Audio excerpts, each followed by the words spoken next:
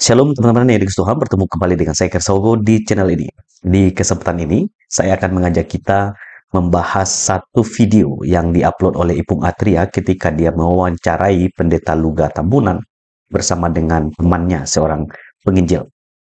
Ketika saya mendengarkan video tersebut, teman-teman, dari situ saya lihat bahwa ini adalah pendeta yang nggak beres ya. Nah, itulah sebabnya saya perlu tanggapi dan memberikan tanggapan saya terkait dengan video pernyataan yang disampaikan oleh Pendeta Lugah Tambunan. Jangan kemana-mana, kita akan bahas bersama-sama.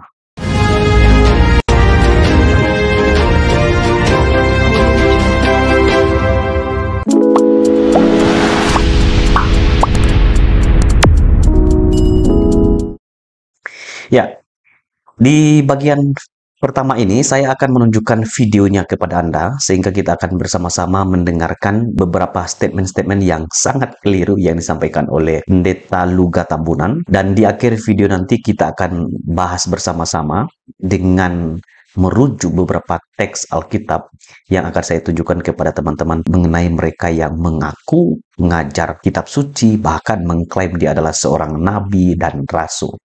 Nah, kita akan belajar bersama-sama. Mari kita simak video berikut ini. Pak Pendeta, saat ini apa betul jadi nabi? Betul. Betul. Ya. Nabi apa itu?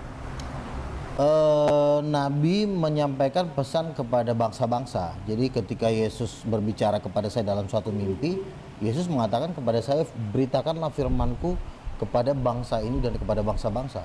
Yesus berbicara kepada saya dalam mimpi. Dan itu berkali-kali. Pernah kami berdoa, 7 malaikat datang. 7 malaikat datang pegang peti emas di kamar. Terus ketika saya berdoa di Menara Doa lantai 22, itu yang datang Tuhan Yesus, jubah emas, wajahnya seperti matahari. Apa enggak dahsyat dan luar biasa?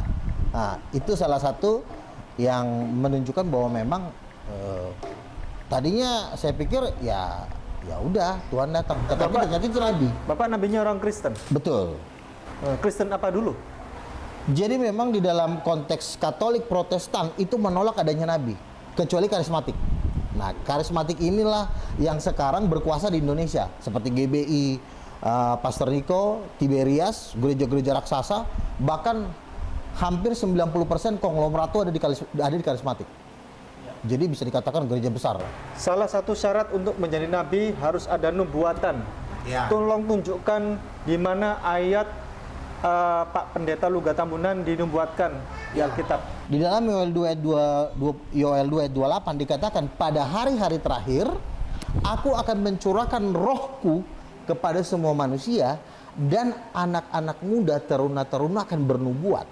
Bernubuat ini adalah pekerjaan seorang nabi. Jadi memang tidak ditulis di situ nanti ada yang bernama Luga. Memang tidak. Jangankan Luga, Musa aja pun kelahirannya pun nggak ditulis. Nanti akan lahir bernama Musa, tuh nggak ada. Musa jadi nabi ketika dia sudah melakukan pekerjaan nabi, baru dia menulis tentang dirinya, maka orang tahu tentang dia. Tapi sebelum Musa lahir nggak ada nubuatan. Nanti akan lahir Musa, tuh nggak ada. Gitu. Bahkan Yohanes Pembaptis pun tidak menyebut namanya, tetapi hanya dikatakan ada orang berseru-seru di padang gurun. Yohanes Pembaptis berkata, akulah dia. Jadi tidak menyebut nama di dalam Alkitab. Seperti itu. Kapan Pak Pendeta Luga Tambunan bertemu dengan Tuhan? Ketika kami berdoa sering ya, ketika kami berdoa itu Roh Kudus turun, ada kemuliaan Tuhan, biasanya akan ada penglihatan, ada penampakan seperti itu. Jadi ketika berdoa dalam posisi pujian dan penyembahan, di situ Tuhan menyatakan dirinya, dan itu sudah berkali-kali. Tahun 2008, 2020 pernah. Kami lagi berdoa juga ada Tuhan Yesus. Siapa saksinya? Memang saya nanti akan menghadirkan mereka dalam podcast. Cuma karena saya belum punya, karena mereka kadang-kadang udah terpencar kan. Jadi saya untuk meng-calling mereka pun harus butuh waktu, butuh timing, dan nanti saya akan tampilkan semua dalam podcast. Tetapi ada satu orang yang sudah pernah mendapat penglihatan tentang saya di surga. Saya naik mobil Rolls Royce dan dikawal seluruh pasukan malaikat. Dia melihat saya di surga. Ini Bapak melihat di surga?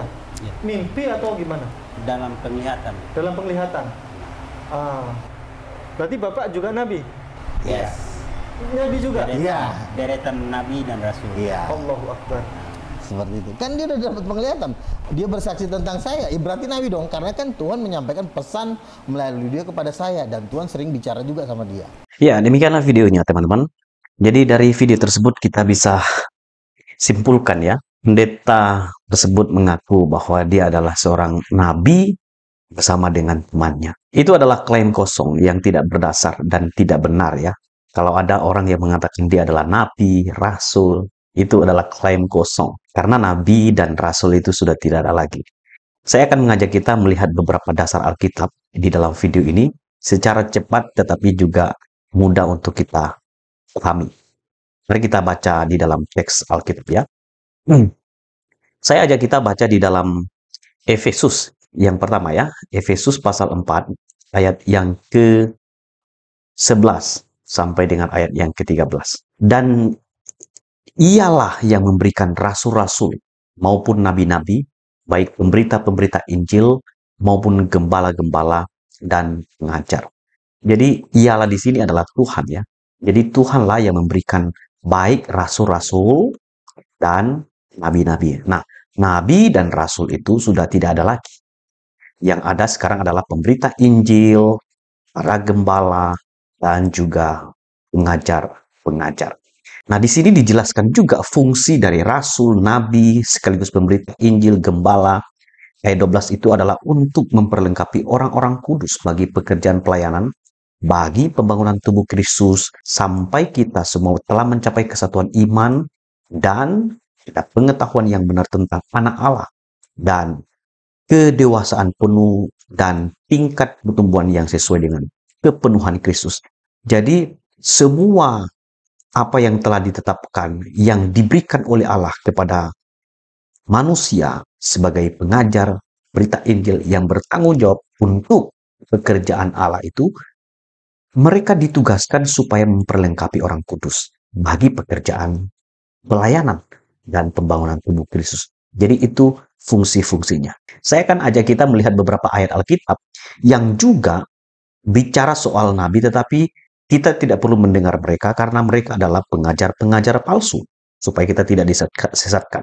Di dalam 2 Petrus pasal 2 ayat yang pertama, di situ dengan jelas ya, sebagaimana nabi-nabi palsu dahulu tampil di tengah-tengah umat Allah, demikian pula di antara kamu akan ada guru-guru palsu.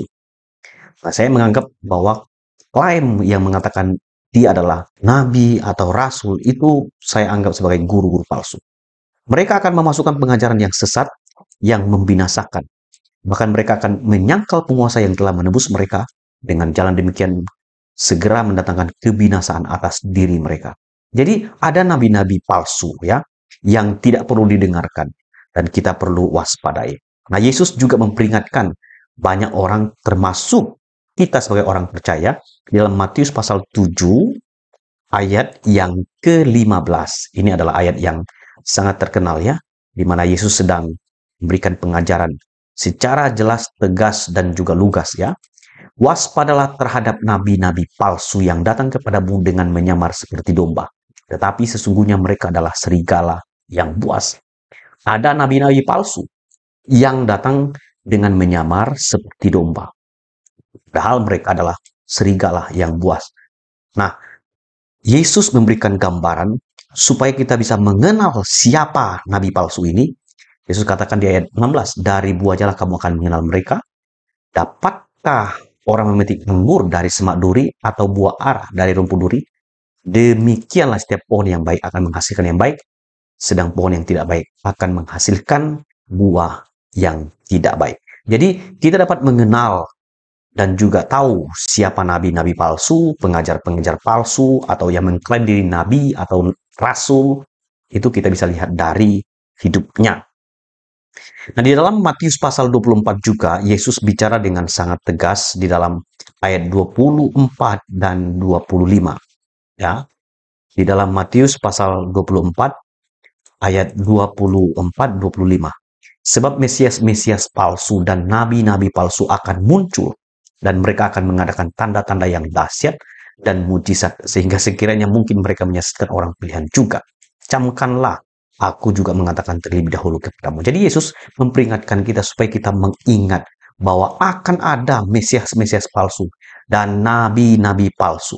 Kan kalau kita perhatikan, ketika mereka mengatakan bahwa mereka adalah nabi dan sesungguhnya mereka adalah nabi-nabi palsu. Walaupun kita bisa melihat tanda mujizat atau segala jenis tanda yang membuat kita terkagum yang dibuat mereka. Nah, kita perlu uji, ini dari Tuhan atau dari setan. Kita perlu uji supaya kita tidak tersesat, ya. Jadi, yang ingin saya katakan di dalam video ini, teman-teman, supaya kita bisa melihat dan belajar. Kalau kita mengikuti dan mempercayai secara langsung dan menelan mentah-mentah apa yang disampaikan oleh kedua orang tersebut, bahwa mereka adalah nabi dan rasul, padahal sesungguhnya mereka bukan nabi dan rasul. Mereka adalah pengajar palsu yang mengklaim bahwa mereka adalah nabi karena katanya mendapat penglihatan, mendapat wahyu. Itu sudah tidak ada lagi. Sekarang yang harus kita lakukan adalah hidup bagi Kristus, memberitakan Kristus kepada dunia karena segala apa yang Tuhan mau kehendaki itu sudah tertulis dalam kitab suci ini. Sudah ada di dalam Alkitab. Jadi kita sekarang adalah tinggal melakukan dan juga taat kepada apa yang Tuhan firmankan melalui kitab suci ini. Kiranya video ini boleh menjadi berkat bagi saudara. Tuhan memberkati kita semua. Shalom.